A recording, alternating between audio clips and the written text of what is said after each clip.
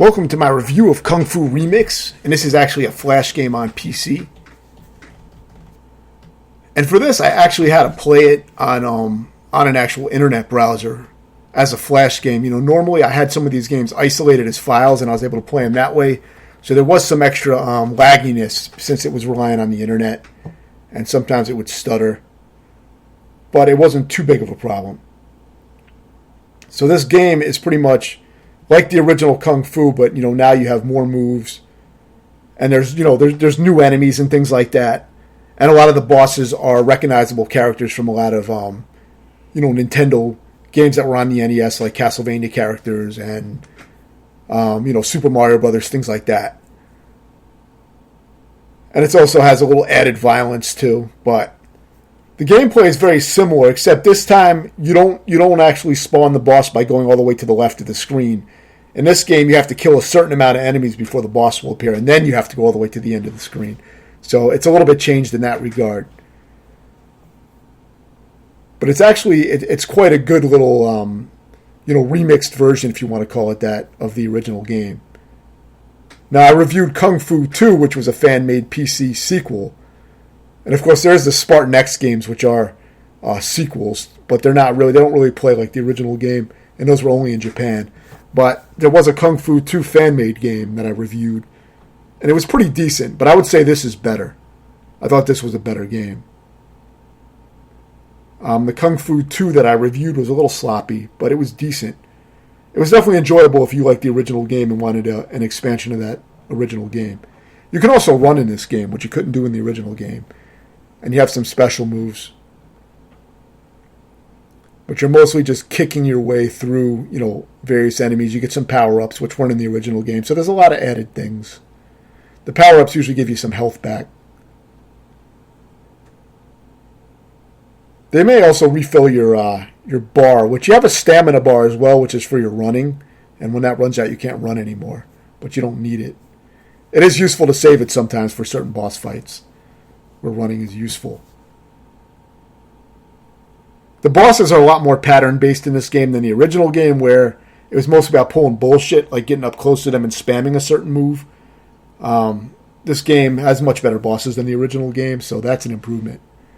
Here you got to run to dodge some blocks, so at least there's like something you have to dodge. And then Mega Man will tire out, and then you can get your hits in. So the bosses are a lot more pattern-based, but it's done pretty well. It's still a pretty simplistic game. I don't remember exactly how long this one took me to beat. Not too long. I do have it listed under the... if you see my playthrough of this game on my channel, it'll tell you how long it took me to beat. I pretty much try to post that information whenever I have it available, which is most of the time. Unless I lose recordings or some shit. But for most of the games that I beat on my channel, I do have a completion time, so it gives you an idea. But this wasn't too difficult. The final stage is a little tricky. And there was a few parts that were a little bit tricky, but overall it's not a super hard game for these kind of old 8-bit style games.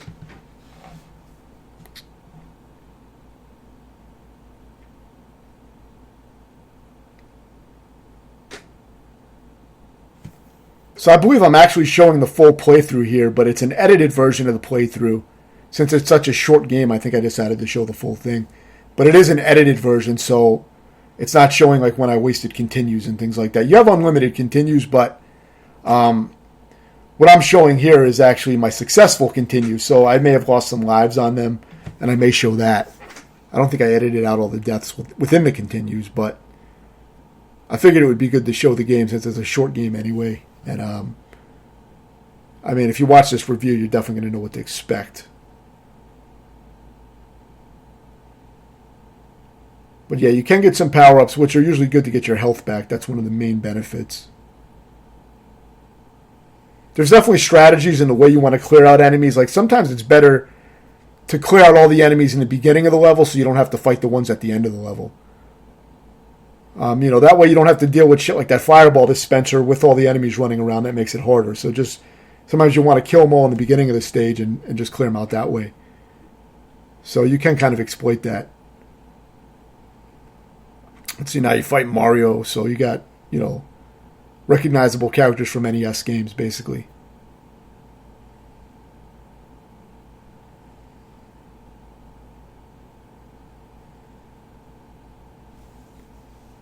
I believe you have some special moves too, like fireballs and shit like that. I think I may use them late game. I didn't really use them much, but I think they're kind of useful late game. Kung Fu 2, the fan-made game, also had special moves similar to that. I believe they're kind of done like fireball motions and shit like that, if I remember right. Or maybe tapping in a direction. I don't remember exactly. But you see, I acquired a new special, Ninja it's called. I think it tells you how to do them. But they're simple commands.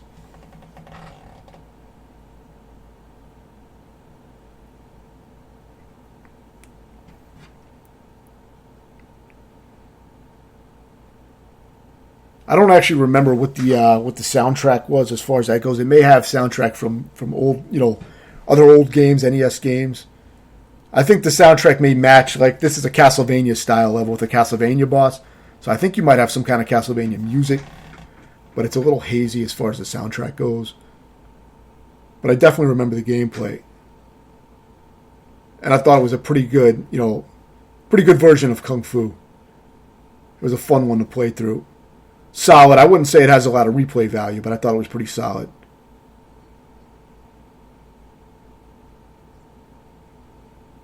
Definitely short, just like the old game. But, it's decent quality, what's there. I mean, everything plays well. It plays better than the original game with the running, and the control is a little bit better, I would say. Aside from the lag, if you're playing it through a Flash browser, you get a little extra lag. But if you can download this as a standalone game, then it'd probably play a little tighter. See, so now you're fighting Castlevania characters.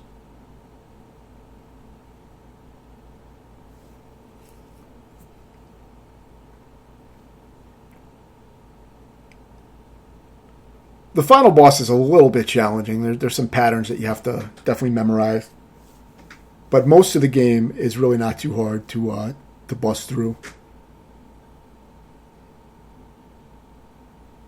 I think this boss you can drain pretty much all his health in one or two cycles if you get him just right. You see I was down to the wire. But you can do massive damage while he's standing there taunting you after his attacks. So it's really that boss is really not hard. I think the only boss that was really decently challenging, that for me at least, was this boss on the final stage. And the final stage is kind of challenging. There's harder enemies, and you got to be more precise with your attacks. So it's a nice little final stage.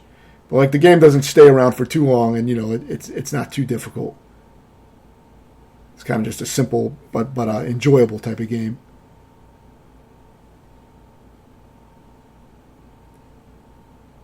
Here you start fighting Teenage Mutant Ninja Turtles and shit. They just start appearing. They can be a little trickier, but it's mainly just hit them twice and retreat. I will definitely link my tutorial to this game. I made a tutorial for this and Kung Fu 2, the fan-made game. So I'll definitely link the tutorial for this one in the description.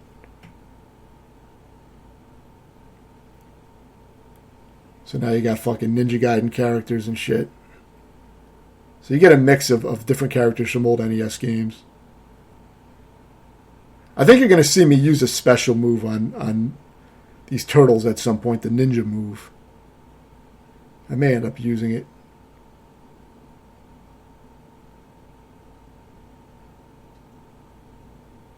So after all the enemies are killed, you can kind of run to the end of the stage. There'll be no more enemies left once you've cleared out all those little enemy bars. And now is the final boss. Now I don't remember if I beat it on this life. Probably not, based on the runtime of the video. There may be some deaths here. Same final boss as the original game, but obviously has a lot more moves this time around. So it's a more interesting fight.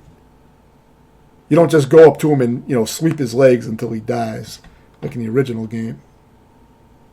It's just pretty much just pattern based. You get used to the patterns. and then you can hit him when he's open. I think you can get one hit in. And you just got to know how to dodge all his various patterns. There's a few semi-safe spots that I cover in the tutorial that make it easier to dodge certain things. But, once you kind of understand how it works, it's not too hard. It's pretty simple patterns. Sometimes it may be a little tricky to read if he's going to do a fireball or a sweep kick across the screen. You don't have a lot of time to react to it, but, once it gets into your muscle memory, it's pretty easy. But it's a cool boss fight.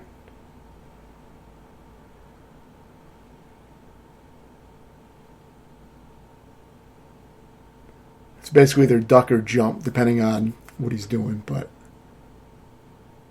and some positioning with the knowing what attacks are coming out. But he does he does them in random order, his attacks, but the attacks are always the same. So even though he does them in a random order, when he does do an attack, you know how it's going to behave. So it's eventually to where you'll know how to react to it. So at the end, you can get in actually like 2 hits, I think, when he's at his last phase. But yeah, definitely a good Flash game. Definitely one of the better ones I played. I haven't played a ton of Flash games, but my favorite one so far was probably a Bobo's Big Adventure, I think it was called. I think that was the best one I played, but this one would definitely be in second. But of course, I don't have a ton of experience with them, but Super Mario Crossover was another really good one. Definitely better than this. That was another one that I'm going to review. I did a tutorial on it, I believe, already, and a regular playthrough. But that one is great because it allows you to play basically through Super Mario Brothers, but you can play as, Contra characters and just shoot shit, or you could play as Simon Belmont, just whip shit. A Metroid character, Samus and Link and all these different characters. It's cool to be able to play through Super Mario Brothers with characters that you're not supposed to use in that game. So it's interesting. I had fun with that one.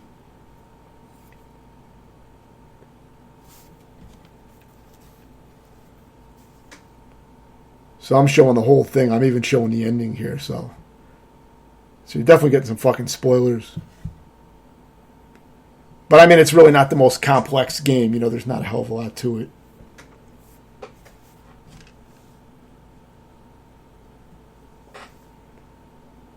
But yeah, I'd probably give this game a 7 out of 10. Like I said, I think it's a solid, good game, and it's especially something that fans of the original game will appreciate. So if you like the original game, I think this is definitely one you would want to play. Along with Kung Fu 2, I think would be worth playing too. But I think this is quite a bit better. This was more polished. It was more, more interesting, better patterns and things. Kung Fu 2 had a lot of sloppy shit. Bosses, a lot of them felt really sloppy, like you would spam shit like in the original game, but even worse. So this feels like it feels better. In some ways, it feels better than the original, but of course, I like the original better because it's more of a classic game to me that I played back in the fucking olden days. But this was a good effort. This was a solid game, and I thought this was good. Let me know if you have any questions, and thanks for watching.